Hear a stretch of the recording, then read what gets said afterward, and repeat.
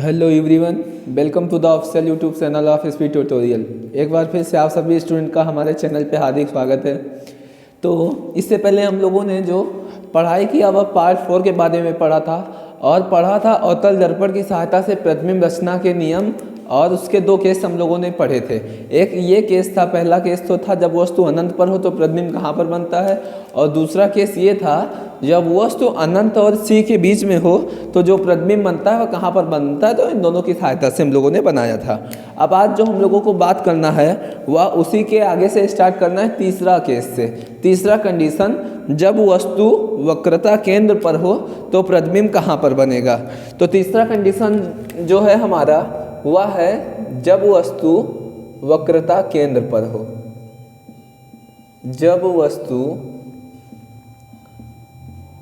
वक्रता केंद्र पर हो तो जो प्रतिबिंब बनेगा वह कहाँ पर बनेगा, इसको हमको क्या करना है, बनाना है। तो चलिए ज़्यादा समय ना लेते हुए स्टार्ट करते हैं क्लास को। तो उससे पहले एक नोटिफिकेशन आप सभी स्टूडेंट्स को, डियर स्टूडेंट्स को, यह है कि जितने लोगों ने चैनल को अभी तक सब्सक्राइब नहीं किया, ज़्यादा से ज़्यादा सब्सक्राइब करें ताकि हर बच्चे के पास हमारी वीडियो पहुँचे, और लाइक करना तो ना भूलें। तो जब वस्तु वक्रता केंद्र पर हो तो हम लोग पढ़ रहे हैं अवतल दर्पण की सहायता से। तो इसके लिए हमको सबसे पहले क्या करना पड़ेगा, सबसे पहले हमको एक अवतल दर्पण इस तरीके से बना लेना है। तो इस तरीके से हमने अवतल दर्पण बना लिया। तो अवतल दर्पण क्या होता है, ऐसा दर्पण जिसके दबे हुए सतह से परावर्तन होगा और उसके उभरे हुए सतह पे पॉलिश हुई रहेगी, इस प्रकार के दर्पण को अवतल दर्पण कहते हैं। तो दर्पण का जो मध्य बिंदु होता है यह ध्रुव कहलाता है, और इस तरीके से ये इसका वक्रता केंद्र हो गया, दर्पण का ये वक्रता केंद्र हो गया और ये फोकस हो गया। तो वस्तु को कहाँ रखना है, वस्तु को वक्रता केंद्र पर रखना है। तो हम एक वस्तु ले जाके क्या करते हैं, एक वस्तु इस तरीके से हमने वक्रता केंद्र पर रख दिया और वस्तु का नाम दे दिया ए तथा बी। तो इस तरीके से वस्तु वक्रता केंद्र पर है तो प्रतिबिंब कहाँ पर बनेगा, इसको हमको बनाना है। तो सब बताया था आप सभी को प्रतिबिंब रचना के नियम। जब कोई प्रकाश की किरण मुख्य अक्ष के समांतर, जब कोई प्रकाश की किरण मुख्य अक्ष के समांतर दर्पण से टकराती है तो टकराने के बाद वह मुख्य फोकस से होकर इस प्रकार से चली जाती है। और दूसरा नियम ये बताया था, जब कोई प्रकाश की किरण मुख्य फोकस से होकर दर्पण से टकराती है तो टकराने के बाद वह मुख्य अक्ष के समांतर चली जाती है। तो वह एक दूसरे को कहाँ पर काट रहे हैं, वह यहाँ पर परावर्तन के बाद एक दूसरे को बिंदु सी पर काट रहे हैं। तो इस प्रकार जो प्रतिबिंब बनेगा वह वक्रता केंद्र पर ही बनेगा, बराबर साइज का बनेगा और उल्टा बनेगा, वास्तविक बनेगा। तो इससे यह स्पष्ट होता है बात कि जब वस्तु वक्रता केंद्र पर हो तो प्रतिबिंब भी कहाँ पर बनेगा, वक्रता केंद्र पर ही बनेगा। कैसा बनेगा, तो उल्टा बनेगा, इसका सिरा ऊपर है और इसका सिरा बी नीचे है। तो ए डैश बी डैश, वस्तु ए बी है, प्रतिबिंब ए डैश बी डैश है, सी पर ही बन रहा है। और वस्तु कैसा बन रहा है, तो वास्तविक बन रहा है तथा उल्टा बन रहा है। जब कोई प्रतिबिंब उल्टा होता है तो वह वास्तविक होता है। तो इस तरीके से क्या होगा, वस्तु जो होगा वह कहाँ पर है, वस्तु सी पर है, प्रतिबिंब भी कहाँ पर बन रहा है, प्रतिबिंब भी जो बन रहा है वह वक्रता केंद्र पर ही बन रहा है। कैसा बन रहा है, उल्टा बन रहा है, उल्टा बनेगा तो वास्तविक प्रतिबिंब बनता है। और आकार कैसा है इसका, तो आकार वस्तु के बराबर है। तो आप सभी को समझ में आ रहा है तो चैनल को जाके सब्सक्राइब करिए और वीडियो को शेयर करिए ज़्यादा से ज़्यादा। तो जब वस्तु वक्रता केंद्र पर हो तो प्रतिबिंब कहाँ बनेगा, वक्रता केंद्र पर ही बनता है। प्रतिबिंब वक्रता केंद्र पर ही बनता है। कैसा बनता है, उल्टा बनता है और वास्तविक होता है। जो प्रतिबिंब उल्टा बनता है वह वास्तविक होता है। और कैसा बन रहा है, तो आकार में वस्तु के बराबर बन रहा है। तो स्क्रीनशॉट आप सभी ले लीजिए, इसके बाद हम आगे बढ़ते हैं।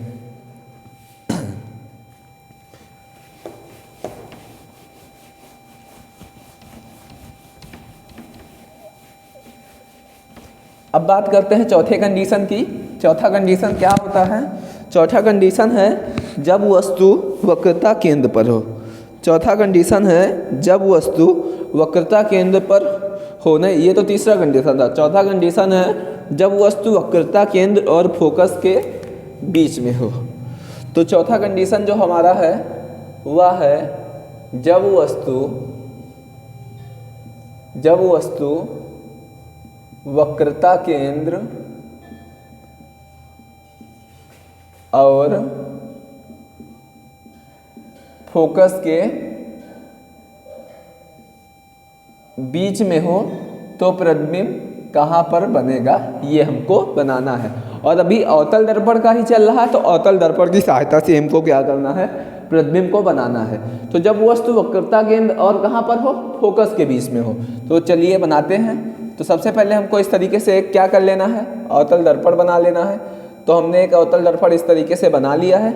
आप सभी भी कॉपी और पेन लेके बैठिए साथ में, और इस चित्र को बार बार इतने बार बनाइए जब तक ये अच्छे से प्रैक्टिस ना हो जाए। उसके बाद क्या करना है, हमको बिना इसको इरेज किए एक बार में ही चित्र को बना लेना है। ऐसे क्या होगा, जितना अगर बार बार इरेजर का इस्तेमाल करोगे तो जो बनेगा चित्र वह थोड़ा सा उसमें क्वालिटी कम हो जाएगा। तो उसके लिए क्या करना है, एक बार इतना ज़्यादा प्रैक्टिस कर लेना है कि वो अच्छे से एक बार में ही बन जाए। तो जब वस्तु वक्रता केंद्र और फोकस के बीच में हो तो प्रतिबिंब कहाँ बनेगा, चलिए बनाते हैं। तो हम सभी जानते हैं कि किसी दर्पण का जो मध्य बिंदु होता है वह P कहलाता है, मीन्स ध्रुव कहलाता है। जिस गोले को काट कर यह दर्पण बनाया गया है उसका जो केंद्र होगा वह उसका वक्रता केंद्र कहलाता है। वक्रता केंद्र और ध्रुव को मिलाने वाली जो रेखा होती है उसे हम क्या कहते हैं, मुख्य अक्ष कहते हैं। और मुख्य अक्ष का जो मध्य बिंदु होता है उसे हम मुख्य फोकस कहते हैं। तो इतनी बात आप सभी पहले से जानते हैं। अब हमको रखना है जब वस्तु वक्रता केंद्र और फोकस के बीच में हो। फोकस कहाँ पर है, ये बिंदु जो है फोकस है, और ये बिंदु क्या है, वक्रता केंद्र है। तो किस कहाँ पे रखना है, वक्रता केंद्र और फोकस के बीच में। मतलब जो वस्तु हमको रखना है वह C और F के बीच में रखना है। तो इस तरीके से हमने कोई वस्तु रख दिया और वस्तु का नाम दे दिया A तथा B। तो जो वस्तु है वह C और F के बीच में है। तो हमको क्या करना है, जानते हैं प्रतिबिंब रचना के नियम से, जब कोई वस्तु से प्रकाश की किरण मुख्य अक्ष के समांतर आती है तो दर्पण से टकराने के बाद फोकस से होकर जाती है। तो एक प्रकाश की किरण मान लिया मुख्य अक्ष के समांतर आती हुई दर्पण से टकराती है, तो टकराने के बाद वह कहाँ से होकर चले जाएगी, तो वह मुख्य फोकस से होकर इस प्रकार से चली जाती है। तो पहला नियम तो यही होता है। देखो, प्रतिबिंब रचना के नियम नहीं याद होंगे तो चित्र को बनाना थोड़ा मुश्किल हो सकता है। तो जब कोई प्रकाश की किरण मुख्य अक्ष के समांतर दर्पण से टकराती है तो टकराने के बाद वह मुख्य फोकस से होकर चली जाती है। अब दूसरा नियम क्या होता है, जब कोई प्रकाश की किरण मुख्य फोकस से होते हुए दर्पण से टकराती है तो वह टकराने के बाद, टकराने का मतलब परावर्तन के बाद वह मुख्य अक्ष के समांतर चली जाती है। तो वह इस तरीके से टकराने के बाद मुख्य अक्ष के समांतर निकल जाती है। तो पहला नियम के तरीके क्या किया हमने, पहले नियम से जब कोई प्रकाश की किरण मुख्य अक्ष के समांतर दर्पण से टकराती है तो वह मुख्य फोकस से चली जाती है। दूसरा नियम, जब कोई प्रकाश की किरण मुख्य फोकस से होकर दर्पण से टकराती है तो परावर्तन के बाद मुख्य अक्ष के समांतर चली जाती है। इस कंडीशन में दोनों प्रकाश की किरण टकराने के बाद एक दूसरे को C और अनंत, C के आगे जितनी भी दूरी होती अनंत होती है, तो अनंत और C के बीच में दोनों एक दूसरे को क्या कर रहे हैं, काट रहे हैं। तो हमारा जो प्रतिबिंब बनेगा वह कहाँ पर बनेगा, C और अनंत के बीच में बनेगा। तो इस तरीके से हमारा जो प्रतिबिंब बन रहा है वह C और अनंत के बीच में बन रहा है। कैसा बन रहा है, तो आप सभी को पता है B ऊपर है, इसका B नीचे है, तो B डैश हो गया और ये क्या हो गया, A डैश हो गया।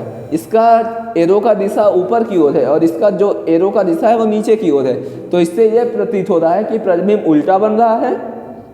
और जब भी कोई प्रतिबिंब उल्टा बनता तो आप सभी को पहले बता चुके हैं वह वास्तविक होता है। आभासी अगर होता तो आभासी का आखिरी अक्षर C है तो सिर्फ और सीधा होता, इसलिए यह क्या होगा, उल्टा है तो उल्टा है तो वास्तविक है। और आकार कैसा है, देखो ये इतना बड़ा है और ये वस्तु से बड़े आकार का है तो यह वस्तु से बड़ा होगा। तो वस्तु जो है वह कहाँ है, C और F के बीच में है।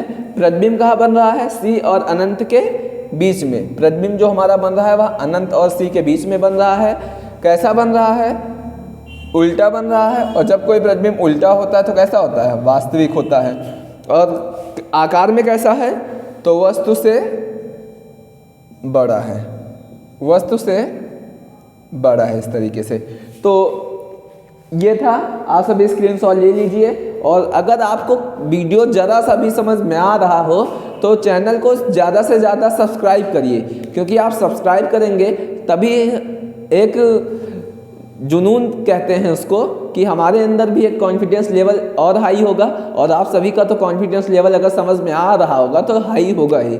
तो आप सभी चैनल को ज़्यादा से ज़्यादा सब्सक्राइब करिए और शेयर ज़रूर करिए, हर एक छात्र तक इस वीडियो को पहुंचाइए, ताकि ज़्यादा से ज़्यादा बच्चे इस सुविधा से लाभान्वित हो सकें। तो आप सभी स्क्रीनशॉट ले लीजिए, उसके बाद बात करते हैं आगे।